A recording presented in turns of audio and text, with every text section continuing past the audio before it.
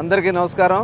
యువ నాయకుడు నారా లోకేష్ గారు చేపట్టినటువంటి యువగళం పాదయాత్ర గురించి, మరి మొన్న జరిగినటువంటి యువగళం నవగళంగా మారి జరిగినటువంటి సభలో మాట్లాడినటువంటి విషయాల గురించి మంత్రి సిదిరి అప్పలరాజు గారు ఒక చేతగాని దద్దమ్మలాగా ఒక లెటర్ రాశాడు. ఆయన బహిరంగ చర్చకు సిద్ధమని రాశారు.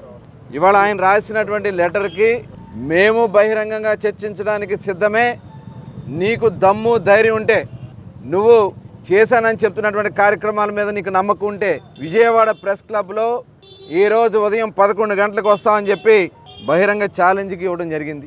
11 గంటల 25 నిమిషాలు అయింది. ఇంతవరకు మీరు వచ్చి సమాధానం చెప్పలేదంటే మీరు చేతకాని దద్దమ్మలు, చేతకాని మరి ఏం చెప్పాలో కూడా తెలియనటువంటి పరిస్థితులు కనపడుతుంది. మీ వ్యవహారం చూస్తూ ఉంటే మీరు మాట్లాడతారు, లోకేష్ గారు మధ్యలోనే పాదయాత్ర ఆపేశారని చెప్పి మాట్లాడతారు.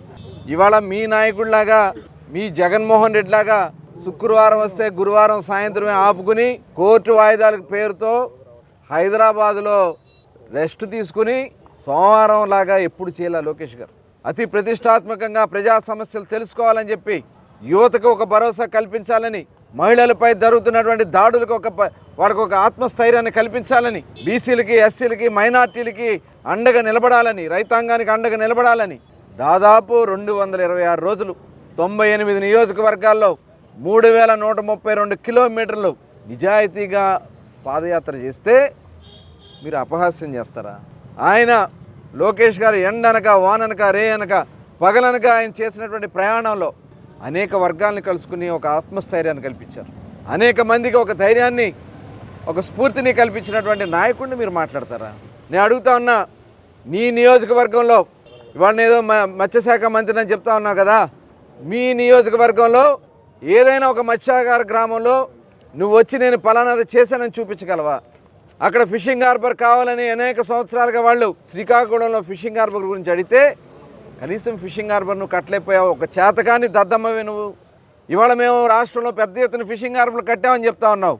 ఇవాళ కేంద్ర ప్రభుత్వానికి ఆ రోజు చంద్రబాబు నాయుడు గారు పంపించినటువంటి ప్రపోజల్కి ఫిషింగ్ హార్బర్లు శాంక్షన్ అయితే మీరు మ్యాచింగ్ గ్రాంట్ ఇవ్వని కారణంగా ఇవాళ అవన్నీ కూడా ఆగిపోయినాయి. ఇవాళ రండి చూపిద్దాం, ఉప్పాడలో మీరు కట్టినటువంటి ఫిషింగ్ హార్బర్ ఫిషింగ్ ఉపయోగపడుతుందా? మచిలీపట్నంలో జరుగుతున్నటువంటి ఫిషింగ్ హార్బర్ అసలు పనాపి కాంట్రాక్టర్ ఎందుకు పారిపోయాడు? ఇవాళ అనేక జిల్లాల్లో మీరు చేపట్టినటువంటి ఫిషింగ్ హార్బర్లో తూతూ మంత్రంగా మీ కాంట్రాక్టర్లకి కమిషన్లు కొట్టుకోవడానికి, మీ ఎమ్మెల్యేలు మీరు కమిషన్లు కొట్టుకోవడానికి తప్ప అవి ఎక్కడన్నా ఉపయోగపడతా ఉన్నాయా? ఇవాళ మత్స్యకారుల కోసం ఆనాడు చంద్రబాబు నాయుడు గారు బ్యాన్ పీరియడ్లో మొట్టమొదటిసారిగా డబ్బులు ఇప్పించినటువంటి ఘనత తెలుగుదేశం పార్టీ. ఇవాళ మీరేదో మేమిచ్చామని చెప్తా ఉన్నారే. ఇవాళ రమ్మనండి, బీసీ సోదరులను ఎంతమందిని పొట్టబెట్టుకున్నాడు ఈ ముఖ్యమంత్రి జగన్మోహన్ రెడ్డి. దాదాపు 100 మంది బీసీ సోదరుల్ని అతి కిరాతకంగా, దారుణంగా హత్యలు చేస్తే ఇవాళ కనీసం మీరు ప్రశ్నించలేరే? ఈరోజు అనేక మంది మీద దాడులు చేసి ఇవాళ విదేశీ విద్య తీసేశాడు. పేరుకి 56 కార్పొరేషన్లు పెట్టారు, ఒక్క కార్పొరేషన్ నిధులు ఇవ్వలేదు. ఇవాళ బీసీల రిజర్వేషన్ 34% నుంచి 24% కోత విధిస్తే మీరు దీనికి సమాధానం చెప్పగలరా? మీ చేతకాని మీ ముఖ్యమంత్రితో మీరు కనీసం వెళ్ళి మాట్లాడగలరా? మీ సీట్లు కాపాడుకోవడం కోసం లోకేష్ గారి మీద మీరు మాట్లాడే స్థాయి మీది. మీకు దమ్ముంటే ఎవరు వస్తారా? మీ ముఖ్యమంత్రి వస్తారా? చర్చించడానికి మేము సిద్ధంగా ఉన్నాం. బీసీలకు జరిగినటువంటి అన్యాయాల మీద చర్చించడానికి మేము సిద్ధంగా ఉన్నాం. తెలుగుదేశం ఏం చేసింది, ఇవాళ వైసీపీలో ఎంత నష్టం జరిగిందనేది ఆదరణ స్కీమ్ ఎత్తేశారు. ఏ పథకం అమలు జరుగుతూ ఉందని ఈ రాష్ట్రంలో? బీసీ కార్పొరేషన్ని నిర్వీర్యం చేసేసారు, అసలు బీసీ కార్పొరేషన్ లేకుండా చేశారు. ఇవన్నీ కూడా మీరు సమాధానం చెప్పుకోలేక ఇవాళ చెప్తా ఉన్నాం.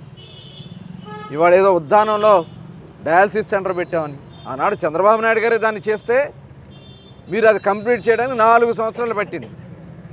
ఎన్టీఆర్ సుజల పథకాన్ని చంద్రబాబు నాయుడు గారు స్టార్ట్ చేస్తే ఇవాళ దాని పేరు మార్చి వైఎస్ఆర్ సుజల పథకం అని పేరు పెట్టుకుంటే పేర్లు మారిపోతాయా? ఇవాళ మీరు ఏం చేశారు? అవి మీ నియోజకవర్గంలో నువ్వు చేయలేనివి నువ్వు ప్రగల్భాలు పలుకుతా ఉంటే అప్పలరాజు గారు సిగ్గేస్తూ ఉంది. ఇవాళ కరెంటు సబ్సిడీ ఇస్తూ ఉన్నారు. ఫిషింగ్కి ఏదైతే ఉన్న చెరువులకి కరెంటు సబ్సిడీ ఎత్తేసారు మీరు. ఆక్వా రంగం కుదేలైపోయింది. ఫీడ్ రేట్లో కమిషను, సీడ్లో కమిషను. ఇవాళ రాష్ట్రంలో మత్స్యశాఖ పూర్తిగా నిర్వీర్యం చేసినటువంటి ఘనత ఈ అప్పలరాజు గారు. ఇవాళ యానిమల్ హస్బెండరీ తీసుకోండి. మీరు యానిమల్ హస్బెండరీలో ఎవరికన్నా ఎక్కడన్నా ఒక పశువులు ఇచ్చారా మీరు? ఇవన్నీ కూడా చర్చించడానికి మేము వస్తే మీకు దమ్ము లేక, మీలో సత్తా లేక ఉత్తి ప్రగల్భాలు పలుకుతూ ఏదో మళ్ళీ మీ ముఖ్యమంత్రి దగ్గర మెప్పు పొంది సీట్లు పొందాలని ప్రయత్నం చేస్తే మొత్తం కట్ చేస్తాం. ఎవరైతే బీసీలకు ద్రోహం చేశారో ఇవాళ రాష్ట్ర ప్రజలే మిమ్మల్ని అందరినీ కూడా తోకలు కట్ చేయడానికి సిద్ధంగా ఉన్నారు. గుర్తుపెట్టుకోండి. ఒక్కొక్కరిని తరిమి తరిమి కొడతారు. మీరేదో నియోజకవర్గాలు మారి మళ్ళీ మీరేదో పెత్తనం చేయాలని మీకు సాధ్యం కాదు. ఇవాళ నీకు దమ్ము ధైర్యం ఉంటే చర్చకు పిలిపిస్తే రాలేనటువంటి అసమర్థ చేతకాని దద్దమ్మలు మీరు ఇవాళ ఆడుదాం ఆంధ్ర అంట ఈ ముఖ్యమంత్రి గారు చెప్తారు. ఆడుదాం ఆంధ్ర ఏంటయ్యా? స్పోర్ట్స్ని నిర్వీర్యం చేశారు. ఆంధ్ర రాష్ట్రంలో క్రీడాకారులకి అసలు లేదు. ఇవాళ ఒక స్టేడియం చూపించండి, ఎక్కడో దాకా అవసరంలా. ఇక్కడే ఉంది ఏదైతే విజయవాడ ఇందిరాగాంధీ మున్సిపల్ స్టేడియం ఏముంది అక్కడ? ఒక ఇండోర్ స్టేడియం మీరు కట్టారా? ఇవాళ ఆంధ్ర రాష్ట్రాన్ని దోచుకోవడానికి మాత్రమే ఇవన్నీ వాడుకుంటూ ఉన్నారు. మళ్ళీ ఆడుదాం ఆంధ్ర పేరుతో దోచుకోవడానికి ఈ ముఖ్యమంత్రి ఆడుతున్నటువంటి ఒక జగన్ నాటకం.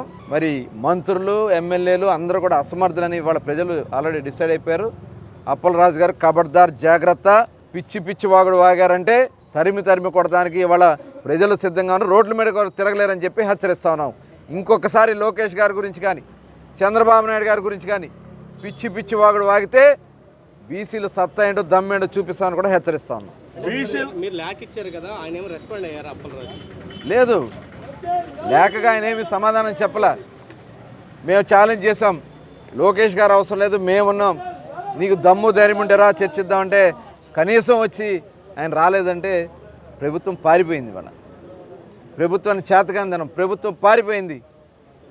రండి, ఎక్కడైనా బహిరంగంగా చర్చించడానికి ఎప్పుడైనా ఎక్కడైనా ఏదైనా సరే మేము సిద్ధంగా ఉంటామని కూడా తెలియజేస్తాం. ఎంతసేపు వెయిట్ చేస్తారు ఇక్కడ? ఆయన వచ్చే అవకాశం కూడా కనిపించట్లేదు. ఇప్పుడు వచ్చి మీకు రిప్లై కూడా ఇవ్వలేదు. మేము 12 వరకు లేదా ఆయన వస్తాడని కవర్ చేస్తే సాయంత్రం వరకైనా రేపైనా ఆయన వచ్చే వరకైనా వెయిట్ చేయడానికి సిద్ధమే. నేను చెప్పానండి, మేము ఇంకో 1 అవర్ నేను ఇక్కడ వెయిట్ చేస్తా. లేదా ఆయన వస్తున్నాడని చెప్తే ఎంతసేపు అయినా వెయిట్ చేయడానికి సిద్ధంగానే ఉన్నాం.